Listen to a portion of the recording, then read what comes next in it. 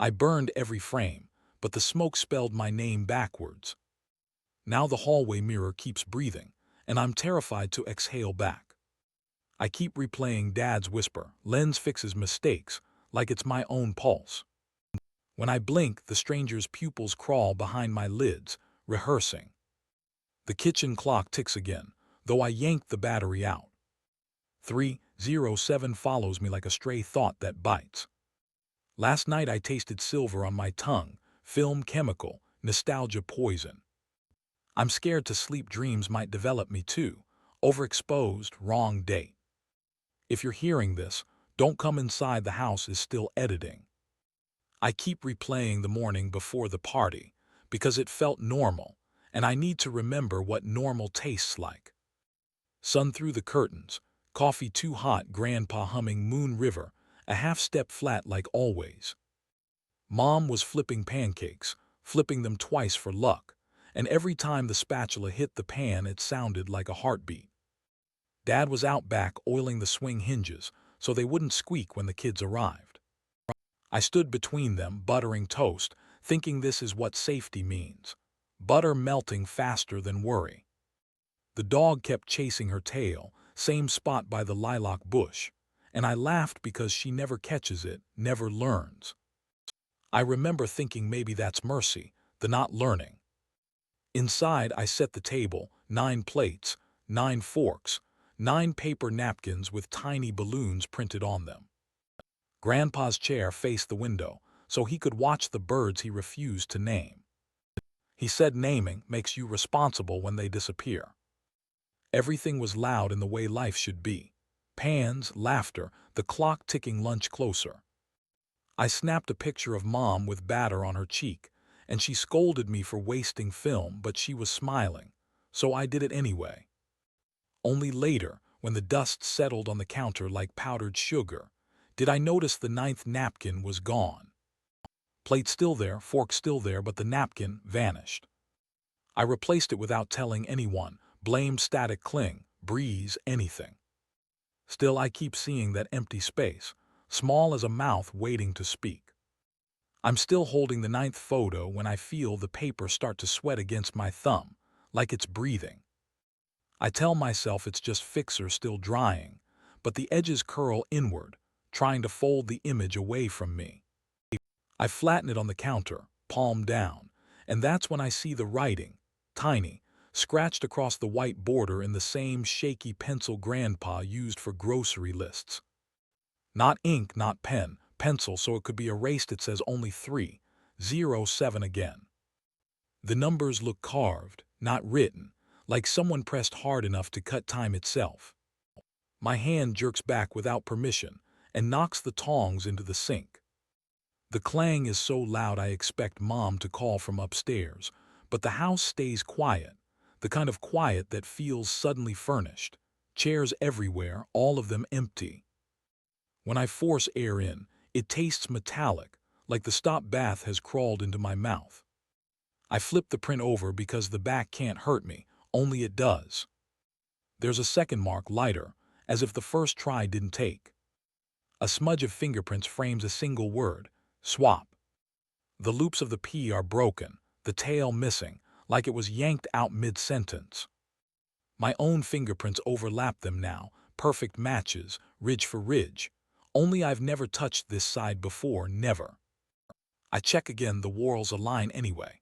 A mirror that remembers more than skin. The timer on the enlarger ticks, but I never set it. 307 glows red, mocking the kitchen clock that died weeks ago. I want to rip the cord from the wall, but my arm won't lift. It hangs heavy, full of wet cement. Inside my chest something smaller ticks back, keeping pace, a second heart I didn't know I grew. I think maybe if I close my eyes the word will rearrange itself into something ordinary, sweep, swan, harmless syllables. When I open them, the word is still there. Only now the letters bleed toward the center, pulling the photograph with them, shrinking my family's faces into a dot I could blot out with one shake of a pen. Because if the dot disappears, what stares back might not be blank, it might be me, wearing a smile I haven't learned yet.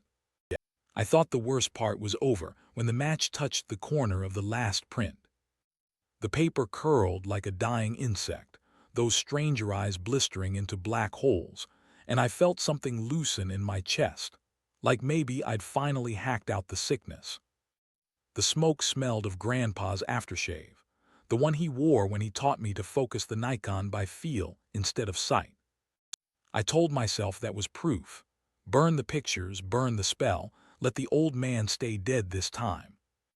I even laughed, one sharp bark that hurt my throat, because of course the solution was fire. I swept the ashes into a jar, labeled it Redo 1999, the way he labeled his film, and screwed the lid tight. Then I stood in the bathroom and splashed water on my face, ready to see my own eyes again. Ordinary brown, Mom's eyes, not the flat silver discs that stared from the prints. The mirror was steamed, so I wiped it with my sleeve.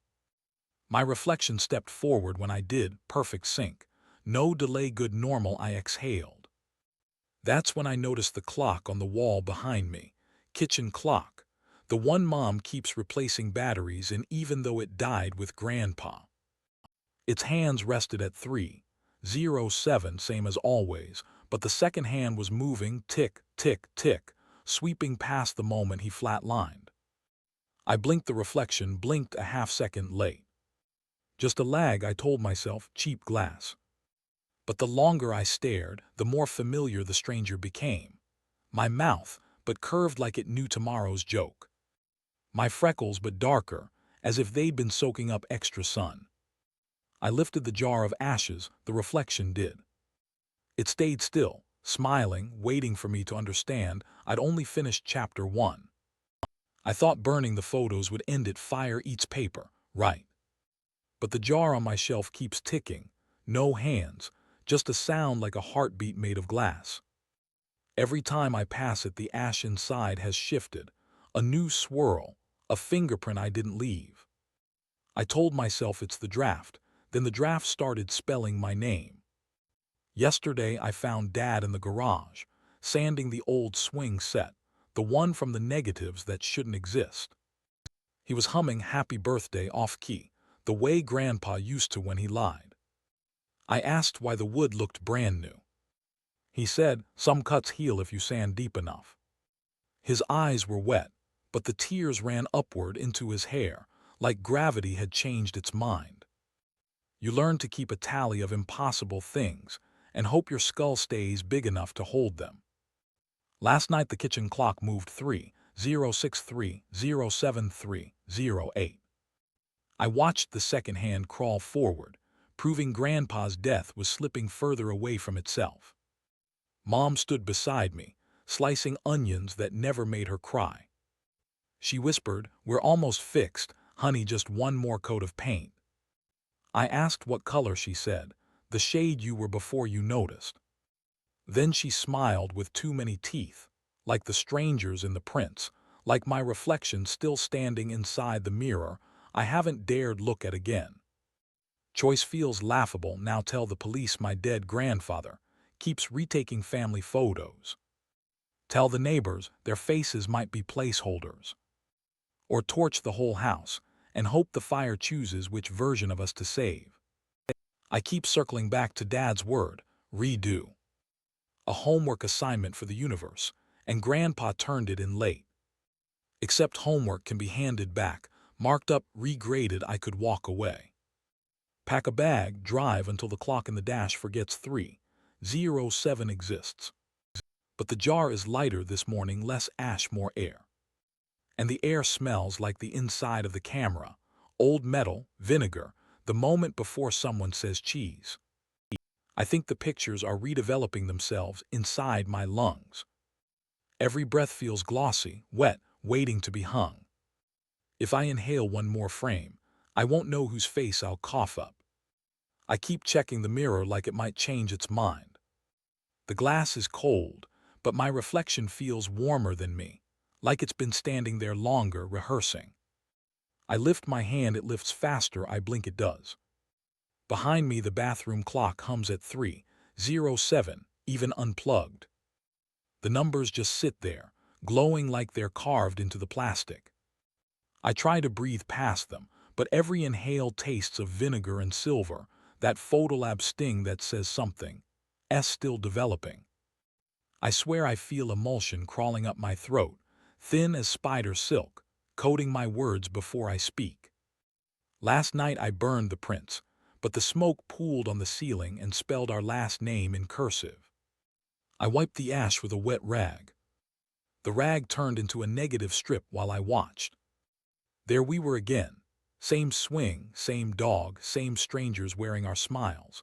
Only now the dog's tail was cropped short, the swing's chains knotted, and my mother's eyes scribbled out with a thumbprint of black. He just kept stirring his coffee, clockwise, like he could wind time back into the cup. He said, "Some exposures you can't fix in the darkroom," and the spoon kept going, scraping porcelain, counting seconds that refused to pass. I want to smash the mirror, but I'm scared the pieces will keep copying me, smaller and smaller, until there's an army of almost me's blinking out of rhythm.